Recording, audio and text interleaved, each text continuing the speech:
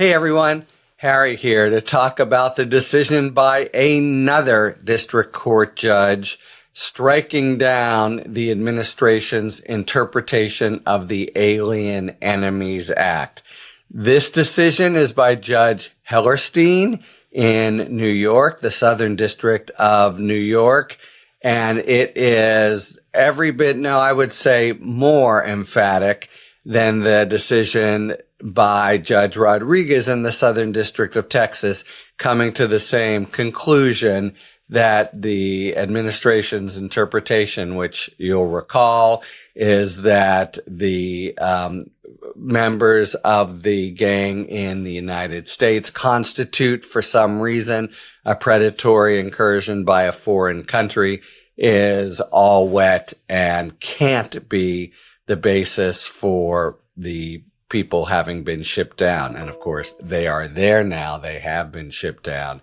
And what a mess the United States has on its hands. Not that they seem to care about it.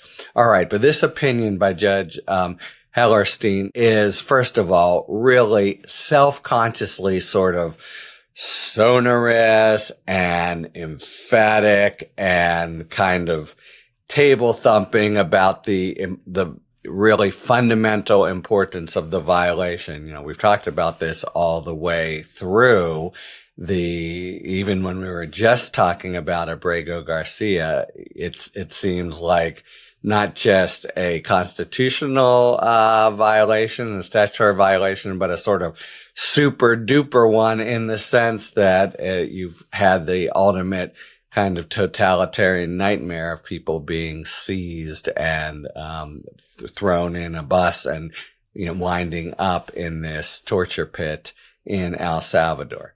But here's how Judge Hellerstein begins his opinion. And when you see this sentence, you know it's not going to be going very well for the administration.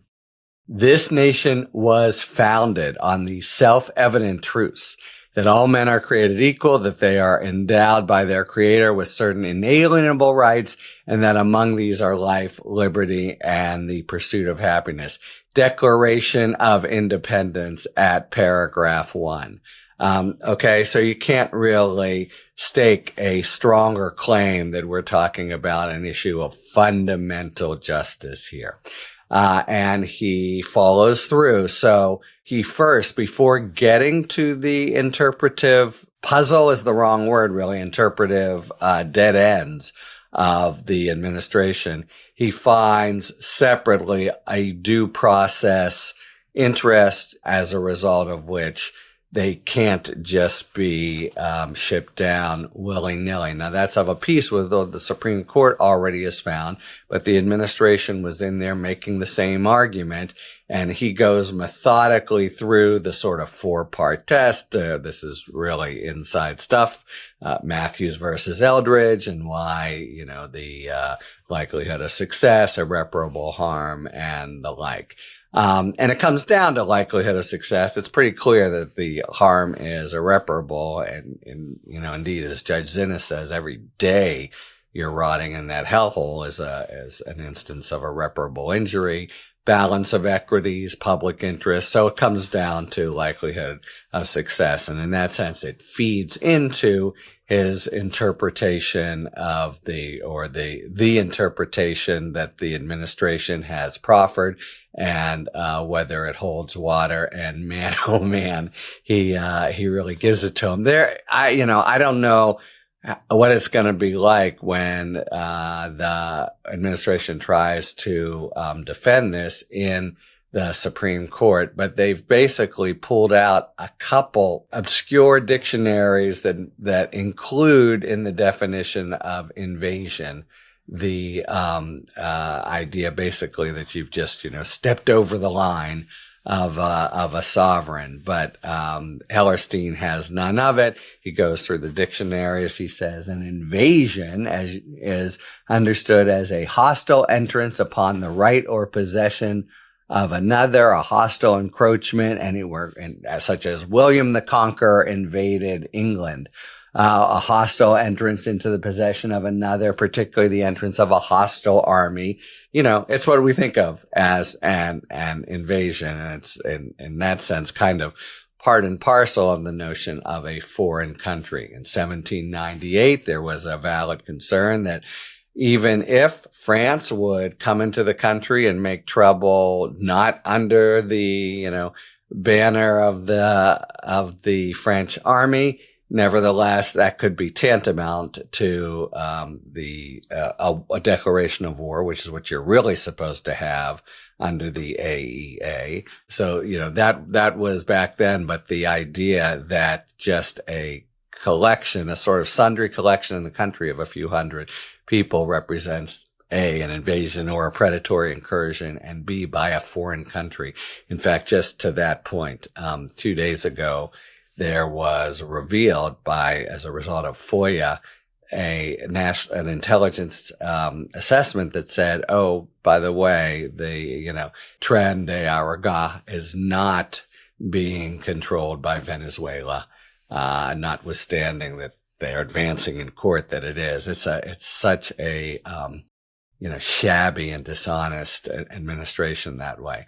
Okay, so Hellerstein just clobbers them. There's no two ways around it, and it's a very emphatic opinion. You start with the Declaration of Independence, you end with these other points, and it's really like a give me a break kind of opinion.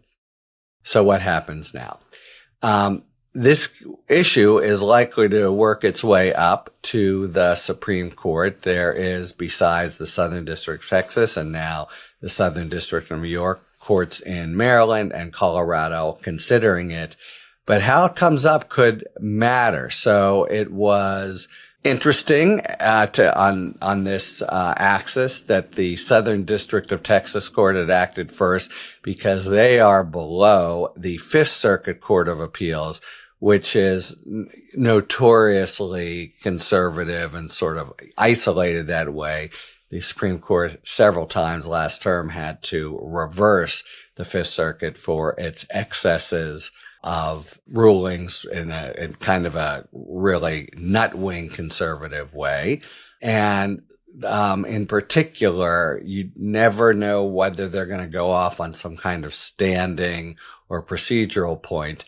So they are much more likely than the Second Circuit to reverse and have the opinion that would come up to the Supreme Court be in favor of the administration one way or another. To me, the statutory interpretation issue is so clean and overwhelming that I don't see them doing that. And in fact, they could even affirm, but the nuances would be different. Southern District of New York feeds into the Second Circuit Court of Appeals. That's a straight up circuit, and it's likely that you have maybe not the same kind of rhetorical flourishes, but a straight up opinion saying, yes, indeed, the administration can invoke the AEA. And at that point, there's who's going to arrive at the Supreme Court first? And if it's virtually simultaneous, will the court consolidate the cases? Will they even wait for the other cases that are coming up? Will they just grab the first one that comes and start running with it?